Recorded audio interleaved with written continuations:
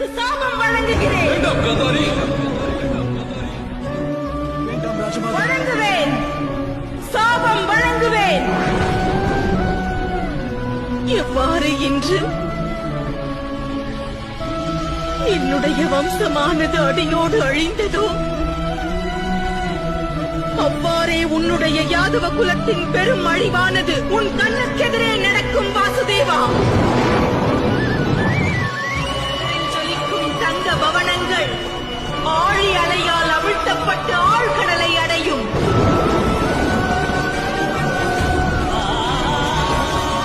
அதோடு நீ ஒரு கொடும் வனத்தில் அஸ்திரங்கள் ஏதுமின்றி விலங்கை போல் அலைந்து திரியும் வேளையில் வனத்தில் வாழும் ஒரு வேடனால் வதைக்கப்படுவாய் வாசுதேவா.